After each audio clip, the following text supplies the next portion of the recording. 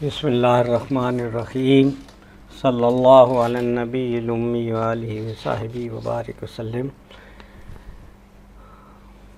عزیز طلبہ،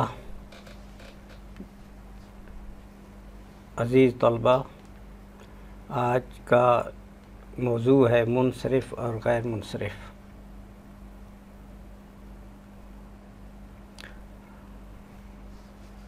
ڈاکٹر محمد صدیق آج کے ایک نئے عنوان ٹاپک کے ساتھ حاضر خدمت ہے۔ یہ ہے منصرف اور غیر منصرف کا موضوع۔ علم نحو ایک بڑا وسیع علم ہے عربی زبان کی گرامر کا۔ اور نحو کیا ہوتی ہے؟ نحو کا لغوی معنی ہوتا ہے طرف کے۔ انگریزی میں اسے سائڈ کہتے ہیں۔ لفظ کے اطراف ہوتے ہیں، یعنی پہلی سائڈ اور آخری سائڈ۔ علم نحو میں لفظ یا اسم یا کلمہ کے آخری حرف، یعنی لفظ کی آخری طرف سائڈ سے جو باز کی جاتی ہے اسے نحو کہا جاتا ہے۔ اس آخری حرف کی حالت جو بتائی جاتی ہے اسے اعراب کہتے ہیں۔ نیز اس کے ذریعے کلمے اور جملوں کی ترکیب بتائی جاتی ہے۔ تو یہ ہے علم نحو۔ لفظ یا اسم یا کلمہ مفرد بھی ہوتا ہے اور کبھی مرکب بھی ہوتا ہے۔ اگر ایک کلمہ ہی ہو تو اسے مفرد کہتے ہیں، اور اگر ایک سے زائد کلمات ہوں تو اسے مرکب کہتے ہیں۔ اب دیکھیں، الحمدو سب تعریفیں، یہ ایک کلمہ ہے، ایک لفظ ہے، یہ مفرد کہلائے گا۔ رب العالمین یہ مرکب لفظ ہے۔ رب اور عالمین ان دونوں کو ملا کر رب العالمین یہ کلمہ بنا ہے۔ یہ مرکب ہے، اس کا معنی ہے سب جہانوں کا رب۔ تو گویا کہ کوئی کلمہ مفرد ہوتا ہے جیسے الحمدو، اور کبھی کلمہ مرکب ہوتا ہے جیسے رب العالمین۔ مفرد جو لفظ ہے اس کی دو صورتیں ہوتی ہیں، آیا وہ مفرد لفظ صحیح ہے یا غیر صحیح ہے۔ اگر مفرد صحیح ہے تو اس کا اعراب کیا ہے، اور غیر صحیح ہے تو اس کا اعراب کیا ہوتا ہے۔ تو مفرد صحیح کی تعریف یہ ہے کہ مفرد صحیح وہ لفظ ہے جس کے آخری حرف میں کوئی حرف علت نہ ہو، اور حرف علت 3 ہیں، واو، الف، یا، ان کو حروف علت کہا جاتا ہے۔ تو جو لفظ حروف علت سے خالی ہو وہ مفرد لفظ صحیح مفرد کہلاتا ہے۔ جیسے کہ مثال ہے زید کی، تو زید کو 3 حالتوں میں ہم پڑھیں گے، تو ایک تو اعراب کا بھی پتہ چل جائے گا، دوسرا یہ زید مفرد ہے، صحیح ہے، اور اس کا اعراب کیا ہے وہ آپ کو پتہ چل جائے گا۔ جاء زید، زید آیا، تو یہاں زید فاعل ہے، مرفوع ہے، 2 پیش کے ساتھ آئے، اس کی آخری حرف دال ہے، اور دال پر 2 حرکتیں ہیں، 2 پیش ہے، یعنی تنوین ہے۔ رأیت زیدن، میں نے زید کو دیکھا، تو یہاں زید مفعول ہے، منصوب ہے، یعنی اس کی آخری حرف پر جو حرکت ہے وہ تنوین زبر کے ساتھ ہے۔ مررت بزید، میں زید کے پاس سے گزرا، تو زید کے دال پر تنوین کسرہ کے ساتھ ہے، اور اس سے پہلے حرف جار ہے، تو یہ زید مفرد صحیح ہے، اور اس کا اعراب آپ نے دیکھا تینوں صورتیں اس میں تینوں حرکات آتی ہیں، زیدن بھی آتا ہے، زیدن بھی بنتا ہے، اور بزیدن بھی ہے۔ ان مثالوں میں زید مفرد ہے، صحیح ہے، کیونکہ اس کے آخری حرف حروف علت میں سے کوئی بھی حرف نہیں پایا جاتا۔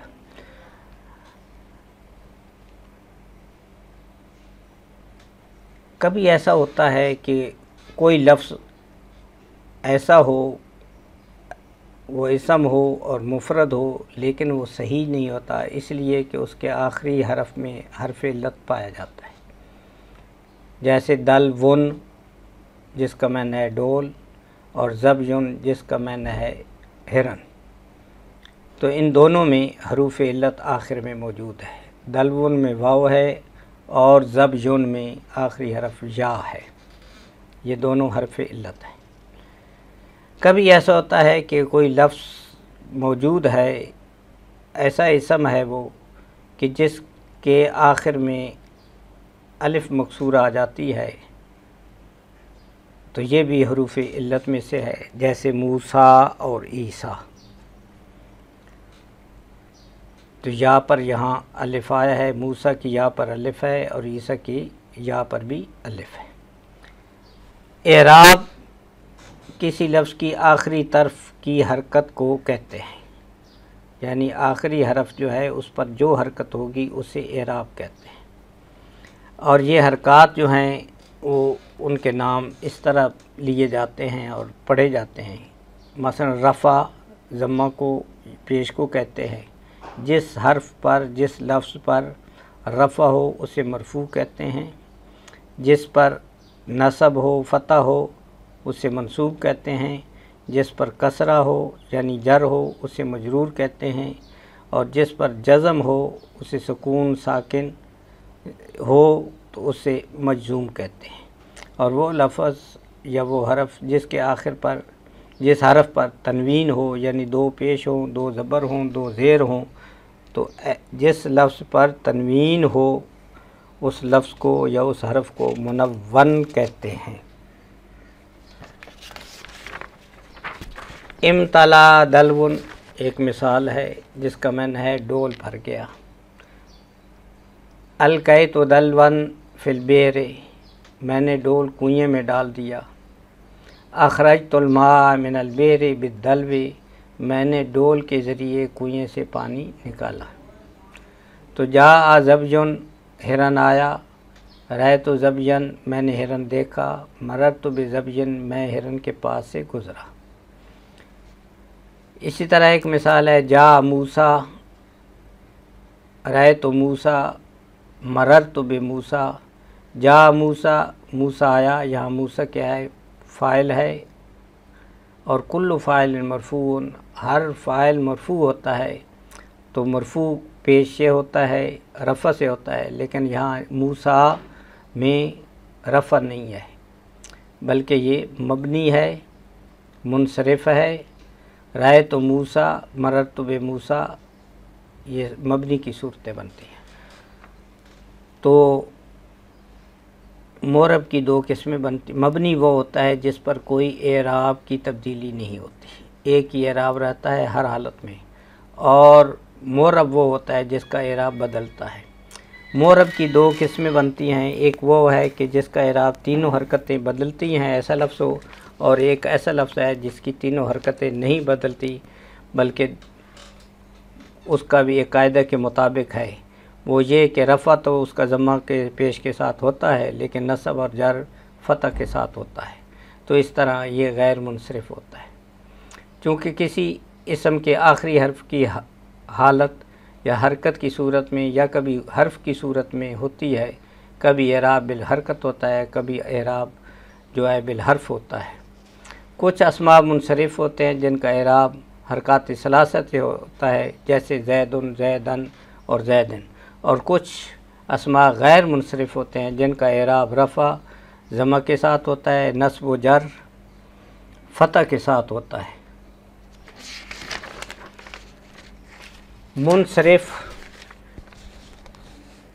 کی تعریف یہ ہے کہ جس کا اعراب بدلتا ہو، یا تو وہ تینوں حرکات بدلتی ہیں یا تینوں حرکات نہیں بدلتی بلکہ کچھ تبدیلی ہوتی ہے، تو اس اعتبار سے منصرف وہ اعراب ہے جس میں تینوں حرکتیں آ سکتی ہیں، اور اس میں منع اسباب کے یا منع صرف کے 9 اسباب جو ہے ان میں سے 2 پائے جاتے ہیں، ان میں سے کوئی بھی نہیں پایا جاتا تو وہ منصرف ہوتا ہے، اور منع صرف کے 9 اسباب میں سے اگر 2 سبب پائے جائیں یا ایک ایسا سبب ہو جو دو کے قائم مقام ہو تو اسے غیر منصرف کہا جاتا ہے۔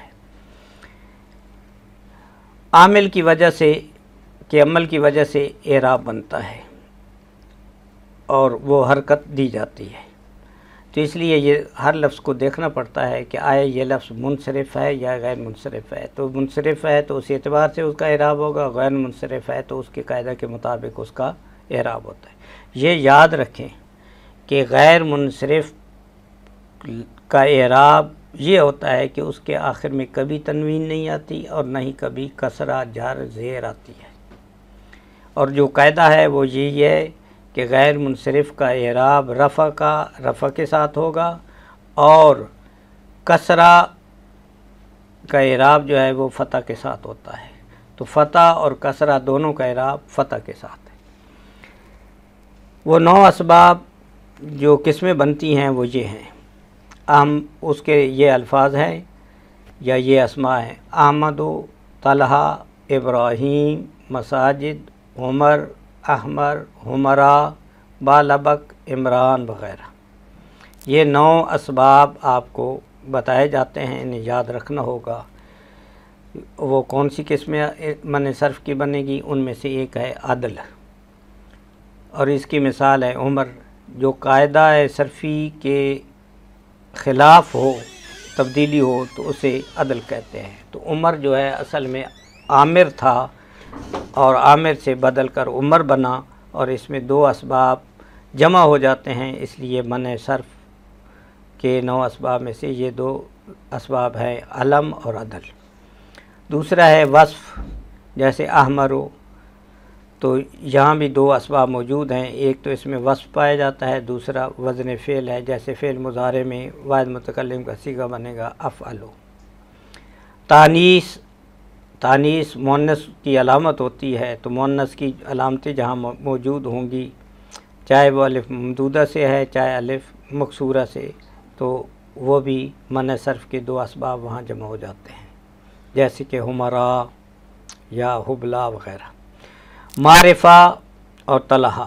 معرفہ کی مثال ہے طلحہ نام ہے، اس میں 2 طلحہ، اگرچہ یہ تانیث کی ہے لیکن یہاں طلحہ مذکر کے طور پر استعمال ہوتا ہے۔ طلحہ ایک نام ہے، اس میں 2 اوصاف موجود ہیں۔ عجمہ یہ 5ویں قسم ہے منع صرف کی۔ عجمہ کا معنی ہے اجمی ہونا، یعنی ایسا نام جو اجمی نام ہو، عربی زبان میں اس کا نام استعمال نہ ہو، عربی وہ نہ ہو بلکہ غیر عربی ہو، جیسے ابراہیم۔ تو عجمہ اسم میں بھی 2 اسباب آ جاتے ہیں، ایک اس میں علم ہوتا ہے اور دوسرا اس میں اجمی ہونا نام ہوتا ہے۔ 6ٹھی قسم ہے جمع مساجد اور مصابیح، 2 مثالیں ہیں۔ تو یہ 2 اسباب کے قائم مقام سبب یہاں جمع ہوتا ہے، تو اس لیے اسے غیر منصرف کہتے ہیں۔ ترکیب، 2 اسموں کو ملا کر ایک بنا دیا جائے، مرکب کر دیا جائے، تو اس ترکیب کو بھی منع صرف کے اسباب میں سے شمار کیا جاتا ہے۔ تو بالابک میں بالن بت کا نام یہ اسم ہے ایک، اور بکن شہر کا نام ہے، تو یہ دوسرا اسم۔ ان دونوں اسموں کو ملا کر ایک نام بنا دیا گیا تو کہا جاتا ہے بالابکا۔ تو یہ اس میں ترکیب ہے، اور ترکیب اور علم ہونے کی وجہ سے 2 اسباب یہاں جمع ہو گئے، تو منع صرف کے 9 اسباب میں سے 2 سبب موجود ہیں، اس لیے یہ لفظ جو ہے یہ غیر منصرف کہلائے گا۔ 8ویں قسم ہے منع صرف کی الف نون زائدہ، یعنی ایسا اسم یا ایسا وہ لفظ ہے جس کے آخر میں الف نون زائدہ آ جائے تو وہ بھی غیر منصرف شمار ہوگا، جیسے عمران۔ تو اس میں 2 سبب کون سے ہیں؟ ایک علم ہے، دوسرا الف نون زائدہ ہے۔ آخری قسم ہے وزن فعل۔ اگر 2 اسباب اکٹھے ہوں تو ایسے لفظ کو، ایسے اسم کو غیر منصرف کہا جاتا ہے، جیسے احمدو، اس میں 2 اسباب موجود ہیں، ایک علم بھی ہے اور دوسرا وزن فعل بھی ہے۔ غیر منصرف کی چند مثالیں آپ کے سامنے پیش کرتا ہوں۔ مثلا ذهب زید الی زینب، زید زینب کے پاس گیا۔ تو یہاں زینب جو ہے اس کی با، اس کا آخری اسم کا، اس لفظ کا آخری حرف ہے با۔ تو با پر اعراب کیا ہے؟ یہاں اعراب با کا زیر کے ساتھ ہونا چاہیے تھا، کیونکہ اس سے پہلے حرف جار ہے، لیکن چونکہ زینب غیر منصرف ہے اس لیے اس کا اعراب جو ہے وہ کسرہ بھی فتح کے ساتھ ہوگا، تو زینبا آ گیا۔ رأیت عثمان فی سوق المدینہ سافرت الی مکہ تھا۔ تو آپ دیکھیں مکہ میں بھی، مکہ بھی غیر منصرف ہے اس لیے کہ اس کے اوپر بھی حرف جر کی وجہ سے زیر آنا چاہیے تھا، لیکن یہاں زبر ہے تو اس کا اعراب جر بھی فتح کے ساتھ ہے، تو یہ غیر منصرف ہے۔ راجع الارنب الی صحرا، اب اس میں آپ دیکھیں کہ صحرا کے حمزہ پر زبر ہے، تو یہ بھی جر کی بجائے یہاں اس کا اعراب فتح کے ساتھ آیا ہوا ہے، اس لیے یہ بھی غیر منصرف ہے۔ ہاں یہ یاد رکھیں، غیر منصرف جو بھی اسم اور لفظ ہوگا اس پر تنوین اور کسرہ نہیں آتا۔ تو یہ آپ کا منصرف اور غیر منصرف کا لیکچر تھا۔ یہ لفظ کی پہچان آپ کو کرنی چاہیے کہ ہر لفظ جب آپ بولتے ہیں یا اسم وہ آتا ہے آپ اسے پڑھتے ہیں تو اس کا اعراب کیسے لگانا ہے، تو آپ کو پتہ ہونا چاہیے یہ معرب ہے یا مبنی ہے، اور اگر معرب ہے تو اس میں منصرف ہے یا غیر منصرف۔ والسلام علی اللقاء العادل۔